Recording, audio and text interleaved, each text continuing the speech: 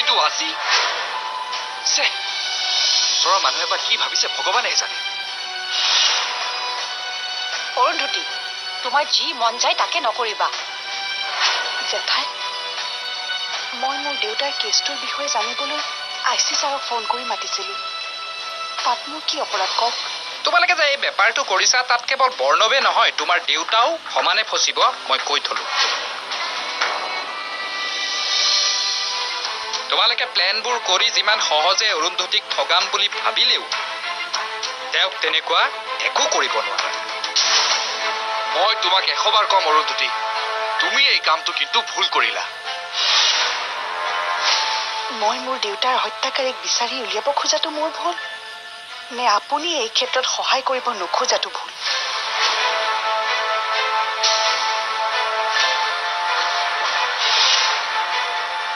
তেতিয়া আপুনি মোৰ বাৰ গাত দুখ দি বহুত কথা ক'লে, আৰু ময়ো শুনিলো মানে ইয়াৰ অৰ্থ এইটো নহয় যে মই বিশ্বাস কৰিলো। বাৰু যিয়েই নহওক, সেই ফোন মেছেজৰ কথাবোৰৰ কাৰণে বা আৰু মোৰ মাজৰ সম্পৰ্ক এতিয়া বেয়া। যদি সঁচাকৈ বায়ে আপোনাৰ লগত তেনেকুৱা কৰিছে, তেনেহ'লে বা শাস্তি পোৱাৰে যোগ্য। মই কথাখিনি আইচি ছাৰক ক'বই লাগিব।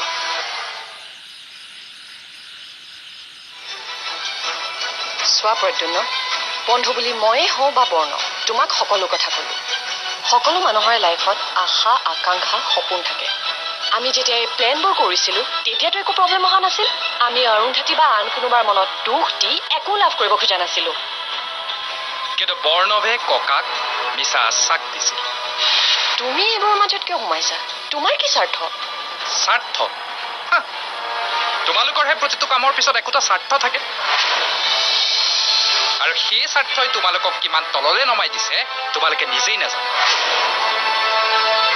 মই মাত্ৰ ককাৰ শেষ জীৱনটো কিমান দুখৰ আৰু যন্ত্ৰণাদায়ক হ'ব সেই কথাটো ভাবিয়ে দুখ পাইছো।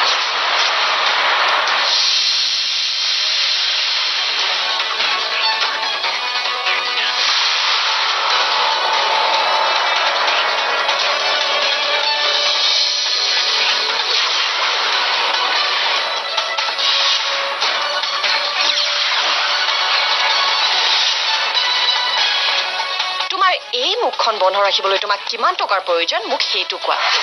তুমি যদি কিবা আশা কৰি মোক ইমানবোৰ কথা শুনাইছা তেতিয়াহ'লে কোৱা, সেইটো এমাউণ্ট মই দিবলৈ ৰাজি।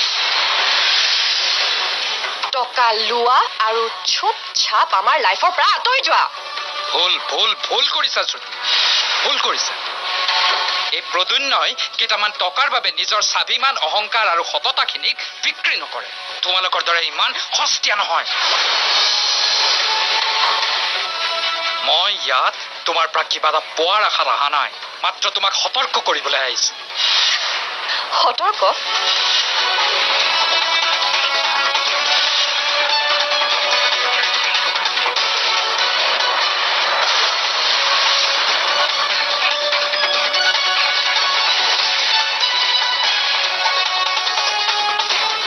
মই যদি ইচ্ছা কৰো এই কথাবোৰ ককা আৰু অৰুন্ধতীক ক'বলৈ মোৰ 1 ছেকেণ্ড সময় নালাগে, কিন্তু মই নকওঁ। তোমালোকে ভয় কৰিব নালাগে। কিন্তু কিহৰ সতৰ্ক কৰিব আহিছিলা সেইটোতো কোৱা।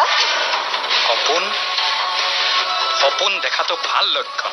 সপোন দেখিব লাগে, কিন্তু এনেকুৱা সপোন দেখিব নালাগে যিটো সপোন দেখিলে সকলোৰে বিপদ হয়। তোমালোকৰ এই সপোনটো অৰুন্ধতীয়ে যে পানী ঢালি চাৰখাৰ কৰিব সেইটো খাটাং।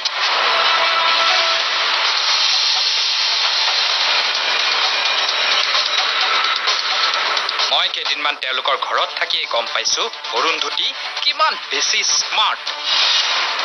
অন্ধ হ'ব পাৰে, কিন্তু জ্ঞানৰ পৰিসৰ বহল। তেওঁৰ লগত হোৱা ঘটনাটো যদি কেনেবাকে হিউমেন ৰাইটছক জনায়, তেতিয়া এগৰাকী অন্ধ ছোৱালীক বৰ্ণৱে কিয় বিয়া পাতিলে সেই কথাবোৰ যেতিয়া ধৰা পৰিব,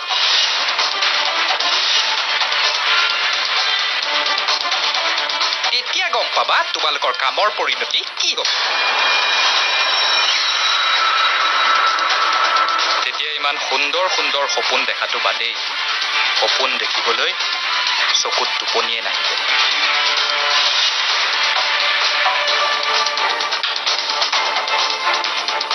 আহোঁ। ভাবা ভাবা কথাবোৰ অলপ ভাবা আকৌ লগ পাম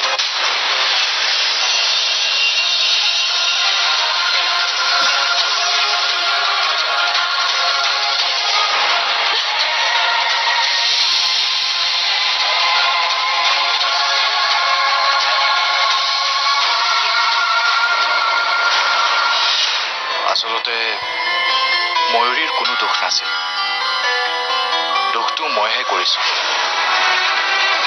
আপুনি কেনেকৈ দুখ কৰিব দুখ মোৰ বাৰ গাতহে নে মোৰ বাই আপোনাক ফোন কৰা আৰু মেছেজ দিয়া কথাবোৰ মিছা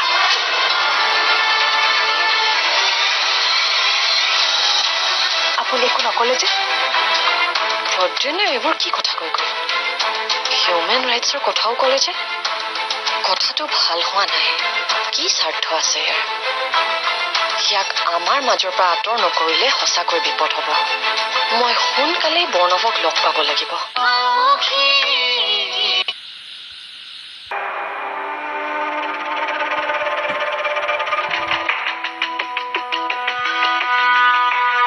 অৰুন্ধতী কওক এইবোৰ তুমি বাদ দিয়া এইবোৰ কথা তুমি থানাত ক'ব নালাগে আমাৰ ঘৰৰ সকলোৰে মান সন্মানৰ কথা আছে আৰে ময়ূৰী জানো তোমাৰ বা নহয় নিজৰ মানুহৰ লগত তুমি এনেকুৱা কৰিবা নিজৰ মানুহৰ ওপৰতে বিশ্বাস হেৰাই গৈছে আৰু এই নিজৰ মানুহবোৰলৈকেতো ভয় লাগে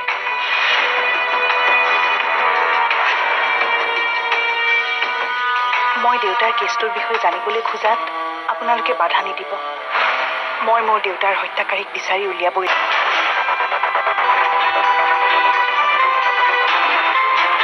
ঠিক আছে আপুনি যদি মোক সঁচা কথা নকয় তেনেহ'লে মই আৰু এটা কথা পুলিচক ভালকৈ ক'ম আৰু লগতে ককাক ফোন কৰি ক'ম আৰু বাক ইয়ালৈ ফোন কৰি মাতি আনিম সঁচা কথা কওক আপুনি মোক তোমাৰ বায়ে মোক ফোন বা মেছেজ কৰা নাছিল মই তোমাক মিছা কথা কৈছিলো কি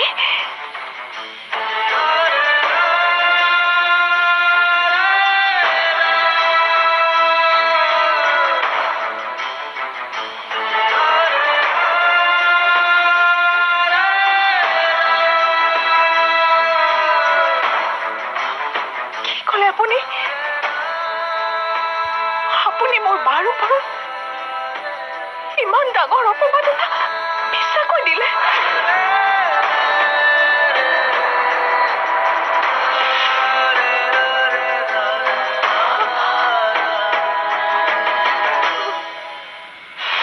তই মোক ইমান ডাঙৰ সংকটত পেলাবি বুলি মই ভবা নাছিলো বা মইতো কি সংকটত পেলালো ভণ্টি তই তোৰ নিজৰ স্বাৰ্থৰ কাৰণে এই ভনীৰজনীকো দুখ দিব বেয়া নালাগিছে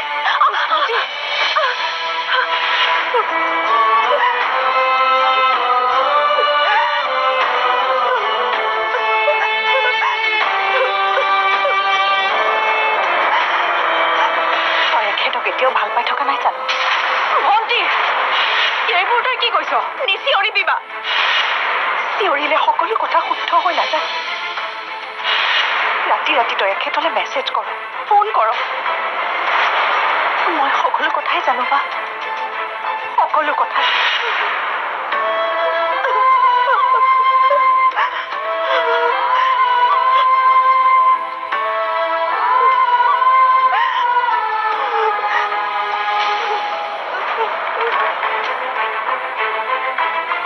প্ৰদ্যুন্নে এইবোৰ কি কথা কৈ গ'ল হিউমেন ৰাইটছৰ কথাও ক'লে যে কথাটো ভাল হোৱা নাই কি স্বাৰ্থ আছে ইয়াক আমাৰ মাজৰ পৰা আঁতৰ নকৰিলে সঁচাকৈ বিপদ হ'ব মই সোনকালেই বৰ্ণৱক লগ পাব লাগিব কথাবোৰ জনাই এটা সিদ্ধান্ত লৈ আহিব লাগিব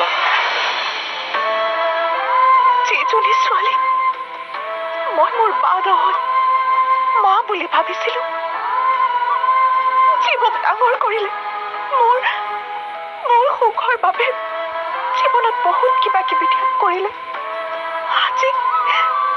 আজি সেই ছোৱালীজনীৰ গাত ইমান ডাঙৰ মিছা অপবাদ আপুনি কেনেকৈ জাপি দিব পাৰিলে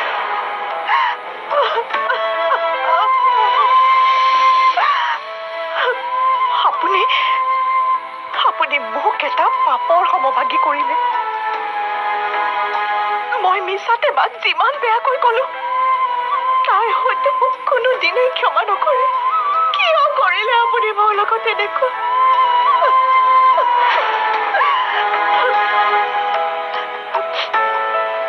মা দেউতা ঢুকোৱাৰ পাছত বায়ে মোৰ কাষত আছিল। তাইৰ সাহসতে মই জীয়াই আছিলো। মোক এনেকুৱা এটা পৰিস্থিতিলৈ ঠেলি দিবলৈ আপোনাৰ এবাৰো বেয়া নালাগিলনে?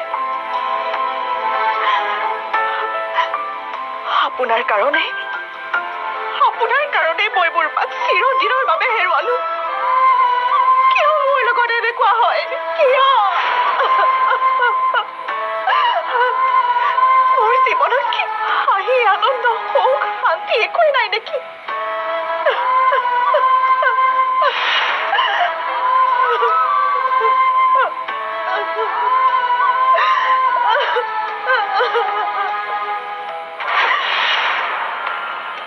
অৰুন্ধতী দত্ত চৌধুৰীৰ সৈতে কথা পাতি সেইদিনা এনেকুৱা লাগিল যে মাধৱ দত্তৰ ঘটনাটোৰ ৰহস্য ফাদিল কৰিব পাৰিলে আন কেইবাটাও ঘটনা পোহৰলৈ আহিব।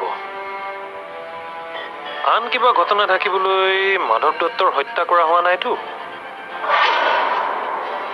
আন কি ঘটনা হ'ব পাৰে ছাৰ? মই তোমাক হেৰুৱাব নোখোজো অৰুন্ধতী। আপুনি মোক কিয় হেৰুৱাম বুলি ভয় খাইছে? নাজানো মোৰ এনেকুৱা কিয় অনুভৱ হৈছে, কিন্তু মোৰ যদি তোমাৰ প্ৰতি আন্তৰিকতা নাথাকিলে হয়, তোমাৰ প্ৰতি ভাল পোৱা নাথাকিলে হয়, মই জানো তোমাক বিয়া কৰালোহেঁতেন। প্লিজ এই কথাটো ইয়াতে শেষ কৰা অৰুন্ধতী।